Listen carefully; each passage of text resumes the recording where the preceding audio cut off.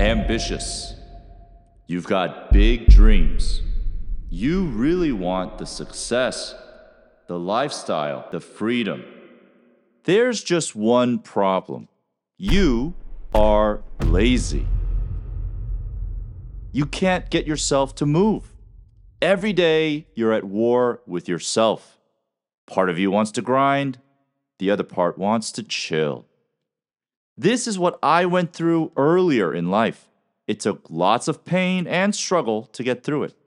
And after figuring it out, I couldn't believe how simple it was.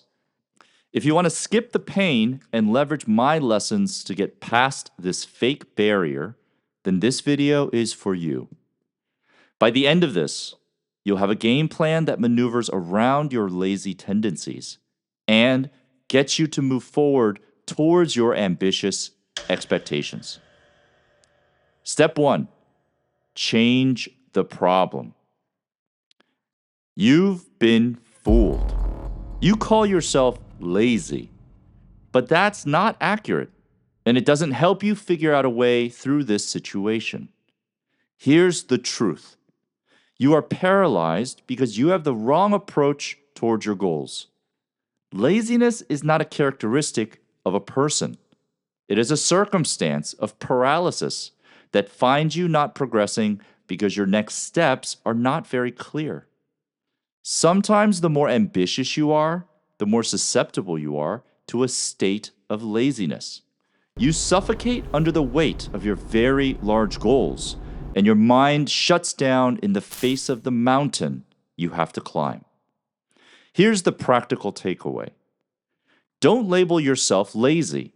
Instead, label your environment or routine as inefficient. That shift in perspective changes everything. As James Clear, author of Atomic Habits, says, you don't rise to the level of your goals, you fall to the level of your systems. Everything starts with the openness to see your situation in a different way. This, coupled with the rest of the lessons, will provide real progress that will shred laziness for good. Step 2, from the mountain to its rocks. The mountain of your ambition stands before you. It stands tall and seems insurmountable. It laughs at your claim that you will reach its peak. You must identify your mountain, but then quickly focus on the rocks in front of you. Break the mountain down into key progress points, milestones. Then break the first milestone down into objectives, tasks.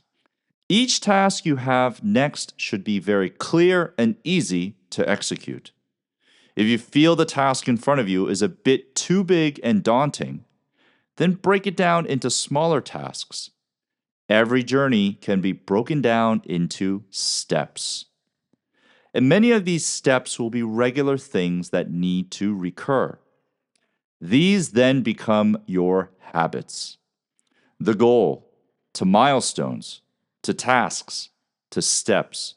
The mountain should no longer crush you. When motivation is low, the easier a behavior is, the more likely it will happen. The smaller the habit, the less motivation you need. Here's the practical takeaway. Pick one tiny habit that moves you closer to your big ambition, like reading one page of a business book each morning, and watch how momentum builds. Share in the comments what your goal is and what tiny habit you will commit to get you closer to that next milestone. Step 3, say no to most. Focus your energy.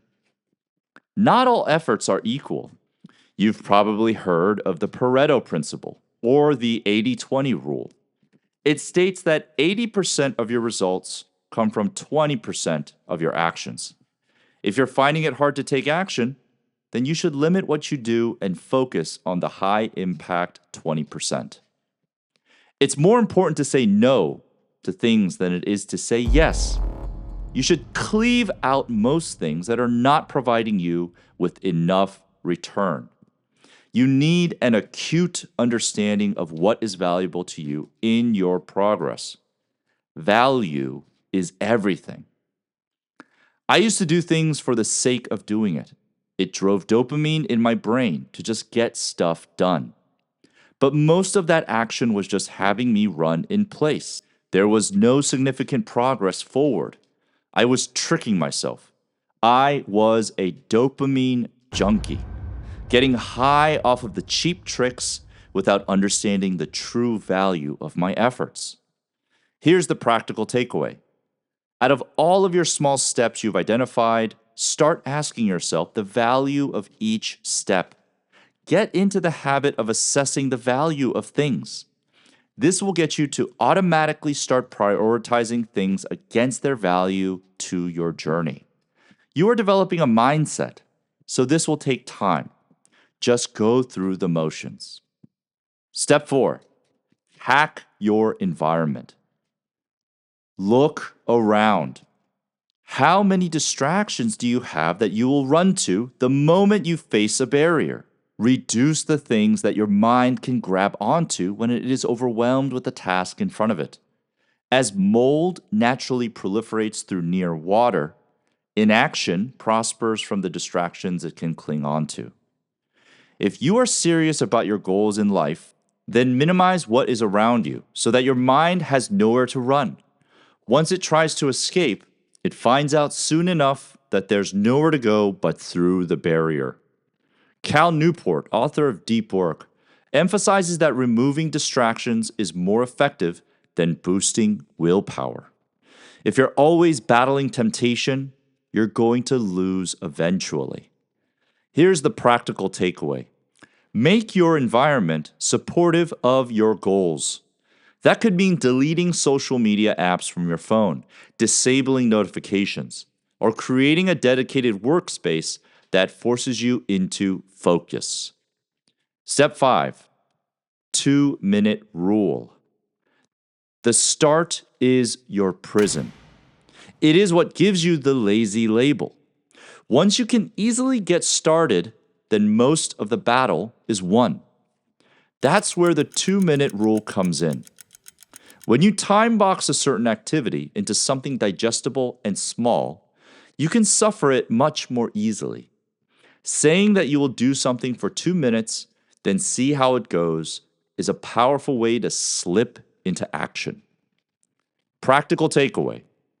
When you are looking to get productive but face a wall, either use a timer for 2 minutes or put on your headphones and play a song. Then commit to doing the hard work during that time. Allow yourself to stop after the 2 minutes are up. See how it goes. Likely, you will find continuing the work is much easier. If you end up stopping the work, that's fine. When you are ready again, use the 2-minute rule. It can help break the friction. Going after these large goals is in a way a transformation that we are seeking. And I found that the beginning is the most critical. How you begin dramatically changes your likelihood of success. For those serious about accomplishing some major goals this year, click on the link in the description for a roadmap I put together to set the right foundation of your transformation. It's a free PDF download, and I made it because a lot of what we talk about makes much more sense once you get the basics down. Step 6, shift to consistency. Motivation is overrated. It's fleeting. It's emotional. Consistency is what breeds results, especially if you're not the type who wakes up at 5 a.m., jumps into an ice bath, wrestles with a polar bear, then journals before his children wake up. Having a rhythm that you stick to each and every day is key. Start with one very small thing, then add on to it. Grow your daily rhythm and see where it goes.